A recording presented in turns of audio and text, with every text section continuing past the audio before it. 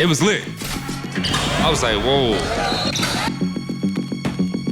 There's a lot of kids that's out here that don't get the same hype. Everything Canada did, Cade was there for everything. Cade soaked a lot of that up. I'm training his older brother. At the same time, I'm looking to the sideline like, whoa, hey, he picking that up a little quick. This kid's a little different. And I can really rock out now. I got a feel for it.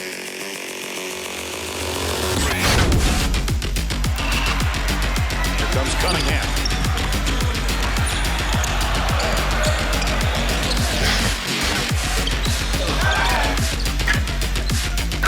It became pretty apparent that we gotta get him out of the aquarium.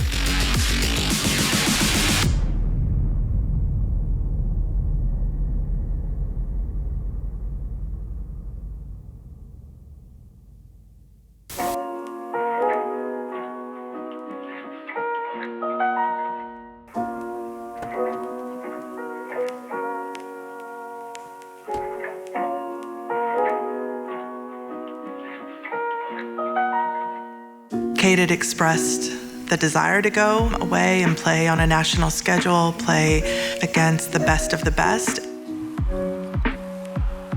I, at first, wasn't really sold on the fact that that needed to happen. He was 16 years old. I felt like I wasn't done teaching him the things that I wanted to teach him. So I was last on board to that. He's the baby of our family, so to miss out on those last 2 years of high school was a huge decision for us. It was tough. You know, this is what I need to do. This is what I want to do. This is what I want to do. But at the same time, I'm the baby of the family. I knew it was going to be hectic for me to try to change her mind. Cade Cunningham, yes. Outside Cunningham. Very tough decision. And the reason why it was tough because we stayed right across the street from this high school. Where me and my wife would walk across the street to games.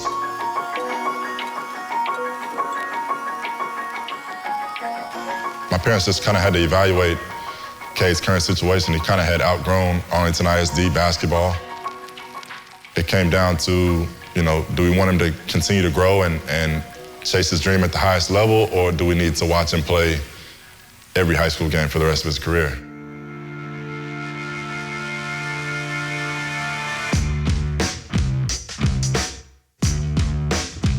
I've been the coach for over 10 years. We've been able to win 6 of the last 9 high school national championships. We have, you know, probably the best communicator in high school basketball in Ray Miller. I had spoken with Cannon. You know, he told me that what he was hoping to, you know, find somewhere for Cade to attend the next 2 years of his high school career and just develop as a point guard. He wanted to grow his game, you know, so he thought he needed to be in a competitive environment playing against the best. Just looking at the history, the guys that came out of Montverde, you got D'Angelo Russell, Joel Embiid, you got Ben Simmons. Went up there and visited. It was a no-brainer. Best coach, talent.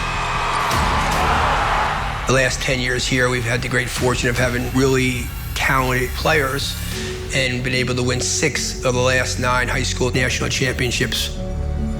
We were recognized as the high school team of the decade. Most kids are trying to get to the league. And when they look at the success that Coach Boyle has had of helping people get to the league, they want to be a part of that culture, and they seek us out. And when you have an opportunity to work with the best to ever do it, that's really hard to turn down.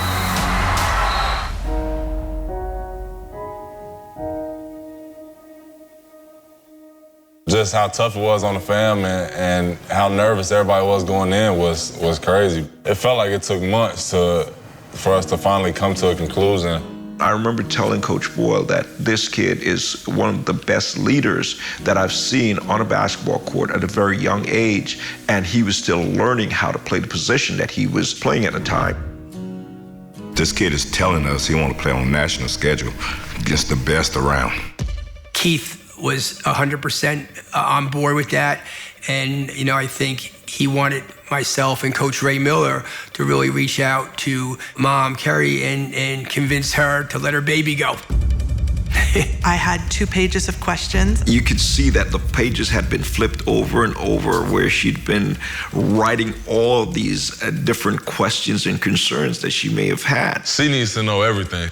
She went in there, she's asking all these questions, and anything they say, even if it was, class starts at 7:35, she's jotting it down. Like, that should not matter to my mom, because she's gonna be all the way in Texas.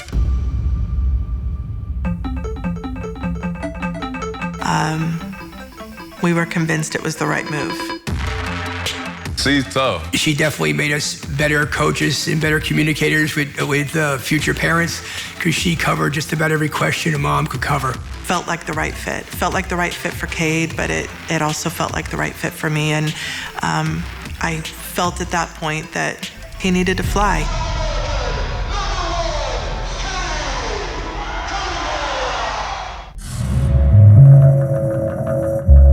It's not about going number 1.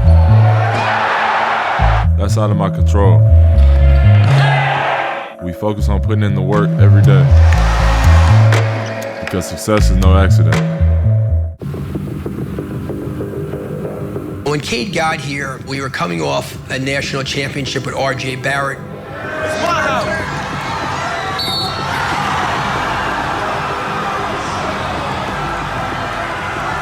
We were just coming off being 35-0, played the best schedule in the country, and he's coming into that, and the expectations were high again. Montverde is not an easy school to go to. It's not one of the schools where you hear, oh, they get all the top guys, but they don't go to class. They're gonna make sure that you're doing what it takes to get into a college somewhere. On the 2nd month of school, and we're into so many practices, and you're tired, your legs are hurting, whatever. You still have to go to class, and Coach Boyle's not slowing down for anybody. We're gonna coach you very hard. We're gonna pay attention to fundamentals and details, and we're gonna be very transparent and honest with you about your strengths and also areas of the development you need. More than anything, I think it gave me like a true love for the game. Coach Boyle's a beast. I think one of his greatest strengths is his commitment to fundamentals, to have All-Americans riddled through your team, and he really values discipline and repetition. And at the end of the day, put enough good players in one room on one team, they just force each other to grow. Now, Verde's not going to play anybody. They're going to play top 25 teams. You got to bring it. And Cade wanted to bring it.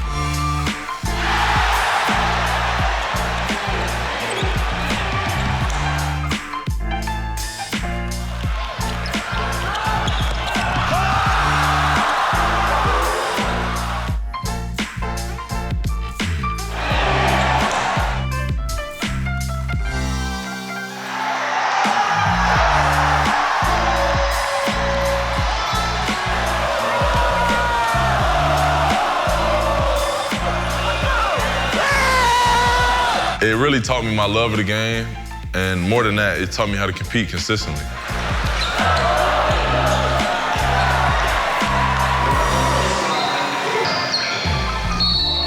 Cannon had spoken to me about it, and he liked the fact that we let Ben Simmons play point as a senior year in high school, and Cannon was hoping that, Cade would be a point guard, and right away it was something that I already had in my mind, that I wanted him to be the point guard. First week, we're playing open gym. When I'm getting it on the outlet, I'm holding on to it. He believed in me, he trusted me with the ball, and he let me rock out.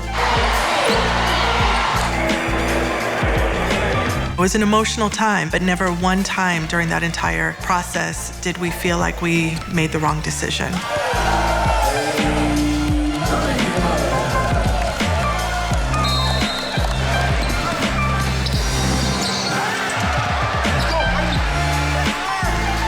His ability to influence others was one of the reasons why we were such a dominant team. We were really talented, but his leadership was the key.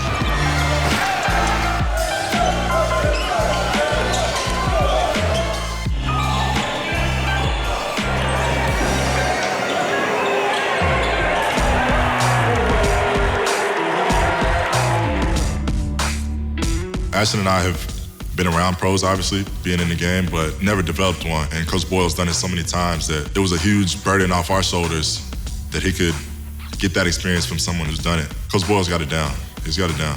They've done everything a high school team wants to do. We were beating teams that were 3rd and 4th in the country by 30 and 40 points. It's not really even a hard argument when you look at the schedule and where players are. I've done this for 30 years. It may sound brash saying this, but it's just the truth. That was the best high school team. And it'd be hard for anybody logically to have an argument against that.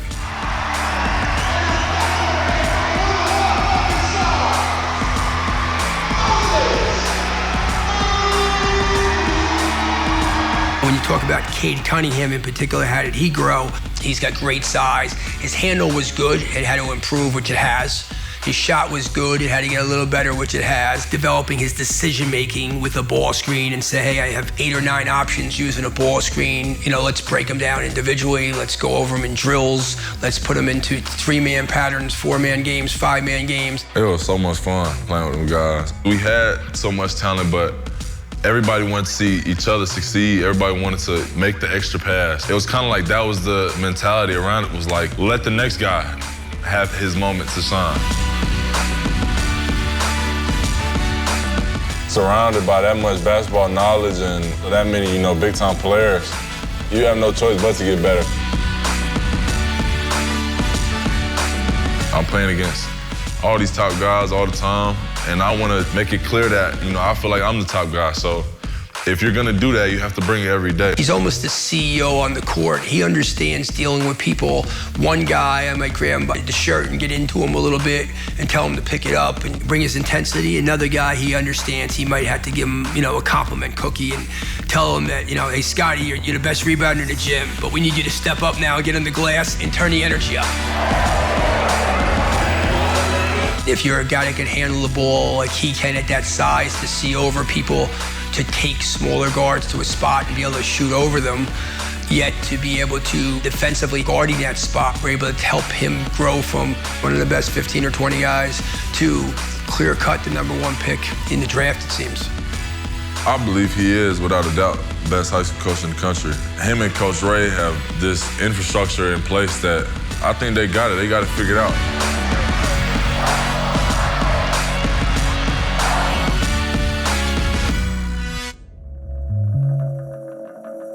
While they're sleeping, I'm working. It's all part of the journey. This has always been the plan. Settling was never an option.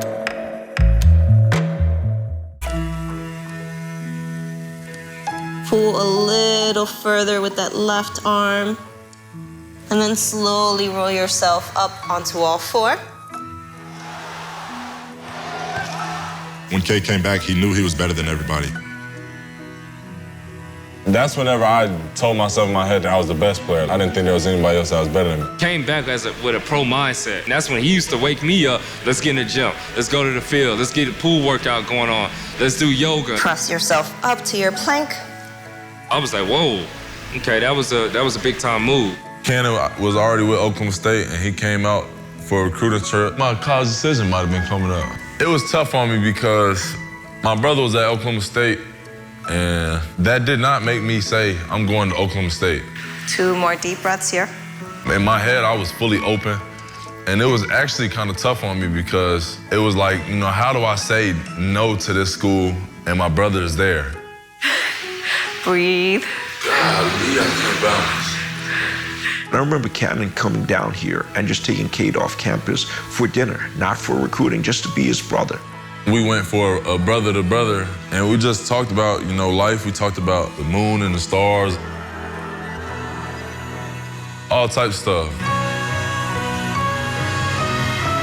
1 more deep breath. It really just, allowed me to chill out and regroup myself. He was like, you make whatever decision you want, and I'm gonna be fine regardless. Just really being able to talk through that and feel good about the fact that I could make whatever decision I wanted and my family was behind me.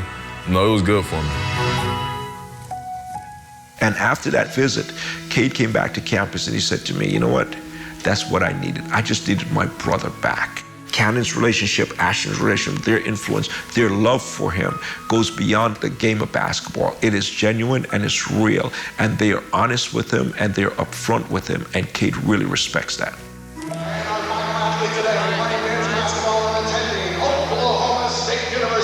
Look at him.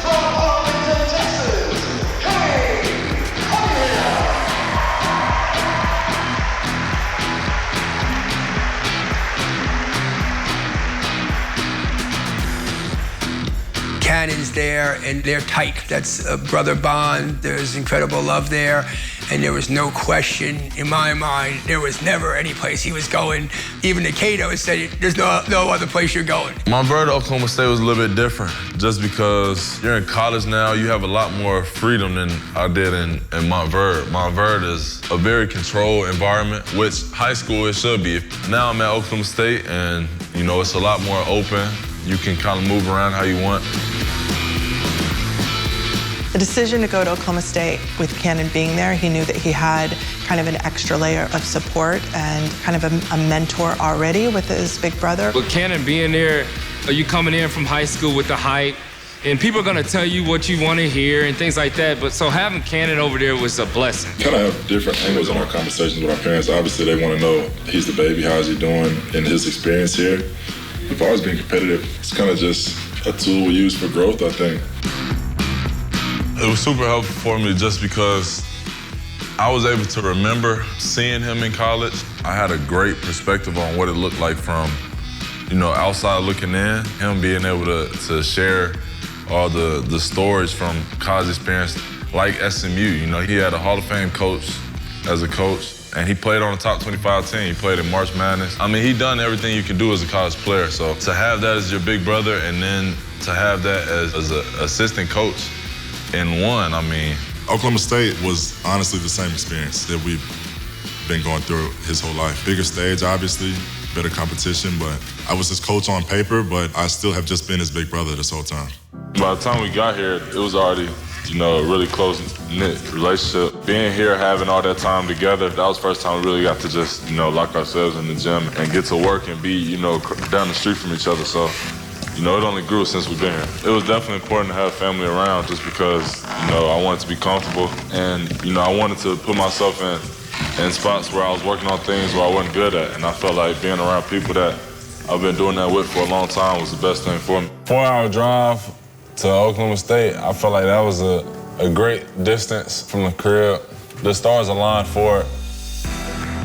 One specific thing that I knew he needed to get better at was closing out games. I remember some specific instances in high school where late in the game, it's close and he turns it over or he takes a bad shot. That was something very specific that I felt like he needed to take a step on. We knew that going into the Big 12, going into OSU, we knew that games were gonna be close. We knew that going in, I have to be at my best during those crunch time moments. I have to be able to fully lock in and make plays during those moments. And for a long time, he had always told me, you could play great throughout a whole game, but at the end of the game, it's a couple mistakes, da-da-da-da. And so he was constantly drilling that, going into Oklahoma State. That constant, message kept replaying in my head, and I think I was able to just get tunnel vision, and I wouldn't hear anything in those moments. And, I was just fully locked in, and so it helped me. Here comes Cunningham. He'll pull up. He hits a triple. Back outside Cunningham for the lead. To watch him time and time again close out games for us was impressive for me. You kidding me? Are you serious? Are you serious? Oh, come on, man. I'm not gonna lie, the Arkansas game is probably my favorite game that I played. We're playing Moses Moody, my roommate for 2 years in Montverde. This is the only time I'm gonna get to see Moses in college basketball. So I knew that going in, and I knew it was gonna be serious. Me and Moses talk enough that whoever wins the game is holding that over to the other person for life. That's my guy. We, slept less than 3 feet apart in this little bitty dorm room that we used to be in at Montverde my junior year. And everything that we got out of Montverde with him for 2 years, that's my brother. We both walked right by each other before the game, didn't say anything. This is one of my best friends. We walked right by each other. I don't even know if we looked at each other. We just because that's how we both are. We're both super competitive, and that's what I appreciate about Mo. Mo came into the game And I know how much Mo wanted to win that game. So this is like a lifetime type game for me. It was crazy to see how the, game unfolded and then to see me, be able to make that shot at the end. 12 seconds. Davis guards it. He gets a screen to his left from Caleb Boone. 9 to shoot, 24 seconds. Cunningham, left side jumper, good! Foul line jumper gives Oklahoma State the lead, 79-77. It was good to see the development of the team, and I would have loved to see that team come back for another year, but things are different now, and Cade's on to a new venture. We knew Cade was going to declare after his freshman year when he was 16 years old. This whole process has been extremely intentional. Like, none of it really has surprised us, honestly. It's been cool to watch it unfold and become reality, but Cade didn't stumble into this. He knew exactly what he wanted, and now here we are checking off the next step.